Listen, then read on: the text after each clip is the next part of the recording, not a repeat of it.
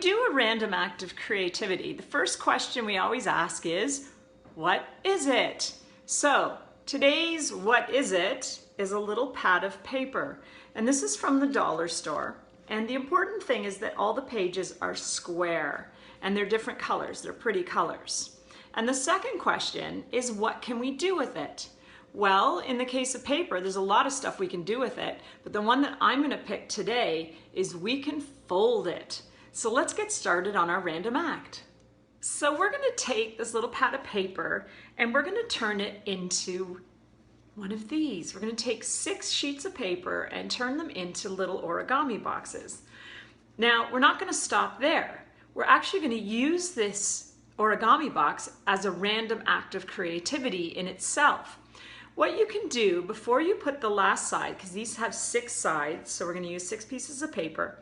Before you put the last side on, you can put a little treat inside of it, like a Hershey Kiss or some Smarties if you're in Canada, or some M&Ms or some kind of little tiny treat, even little earrings for girls, whatever you like. And then you can take a strip of paper, write an instruction on it, such as open this box when you phoned your grandmother, or open this box when you got an A on a test or exam, or open this box if it's Friday. Something really, really creative. And then you can wrap it around the box once it's all closed up, put a piece of tape on it, and now you've got a little random present that you can give somebody. And they're a lot of fun. I did this for my daughters for Christmas one year, and I gave 12 boxes to each daughter. So that was a total of 36 boxes and 216 sides that I had to fold. And I did the folding everywhere. I did it all the way to Las Vegas on a plane trip and back. I just took a little Tupperware container with lots of pieces of paper and I just folded sides. I didn't put them together till I got home. And I gave them each 12 boxes for Christmas and they loved it. They thought it was such a fun thing, and I got real creative. Really, really creative with what the instructions were for each girl. So let's see how you can make these origami boxes, and then you can start sitting in front of the TV or wherever you want and folding the pieces of paper. It doesn't take very long. Just fold a few boxes to begin with and then give them away and see how excited the people who receive them from you are. Let's get started. So I'm in my art room now, and I'm going to show you how to fold the origami boxes. And as you can see, I have a whole pile of sides already folded here. And you may or may not be able to notice that one of these things is not like the other. There's one that's out of place, and it's actually this one right here. And you may notice that all of these guys are pointing up and to the left, but this guy's pointing up and to the right. He doesn't fit in, and if you try to put him together with a box, it won't work. They all need to be going in the same direction, and that's critical when you're making origami boxes. So it's really important that every time you fold a box, you fold it in the exact same direction. So the first fold is just a fold in half, and make sure you do a nice crease. And the next 2 folds go into the middle like a book fold. And this is a pretty standard origami fold. And then again, make sure you have a nice crease. Okay, so now you're going to open it up. And because I'm right-handed, I always start on the bottom right corner.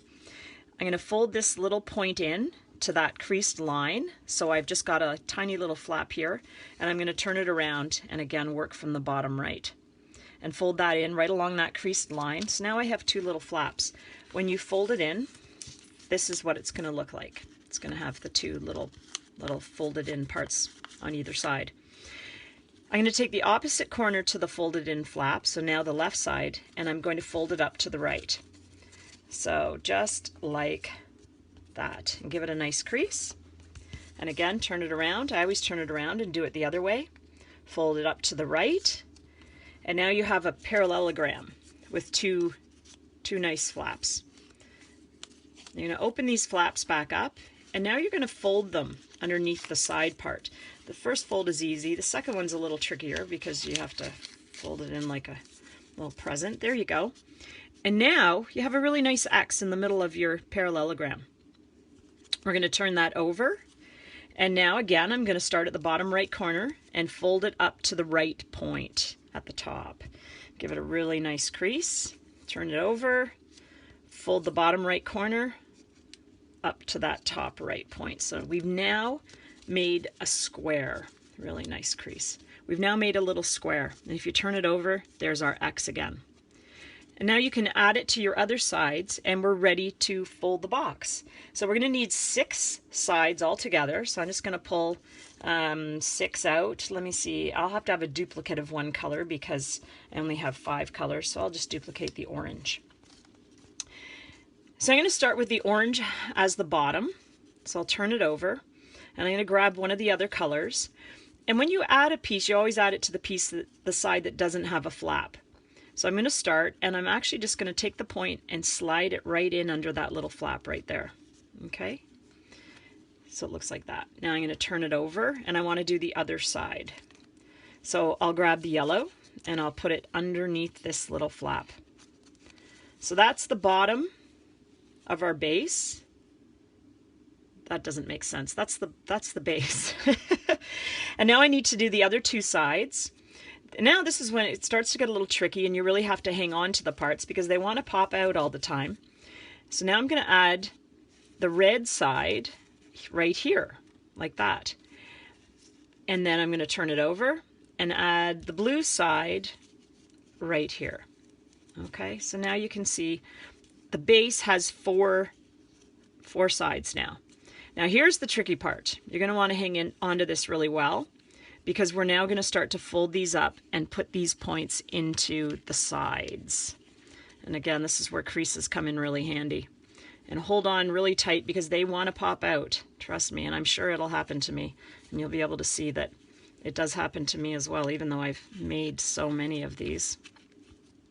Oh, and there goes one. And turn it to the next one. So I tend to work in a circle. I do one side at a time and get that in like that. There we go. And finally the last one. And so far success, nothing's popped out, but if it does, you just pop it back in again. And there we go. Excellent. So now we have 5 sides. 1, 2, 3, 4, 5. 5 sides are done. So it's just the top now that we need to put on. And this is when you find a little treat or a little present. I have a little angel pin that I'm actually going to stick in this little box. So that would be a present for somebody. And then I'm going to put the lid on like this. So we want the flaps on all 4 sides. So I'm going to put this flap in first. I'm going to turn it around and put this flap in. And then only 2 remaining. And these ones you got to kind of fold down a little bit and push them in. And then again, push this one in. Perfect. And now I have a closed box. A really pretty closed box. And you can see the top I did in orange and the bottom I did in orange, and then the other colors are all around. And then I can put an instruction like I did with this one. Open this box when it snows. I live in Canada. It will snow soon. So maybe in November, whoever I give this to will be able to open this on the first day that it snows. So they'll have a great little present. And like I say, if you want to do a bunch of these for people for Christmas with different instructions, it's an awesome gift and a really fun random act of creativity. Thanks for joining me. Have fun making origami boxes.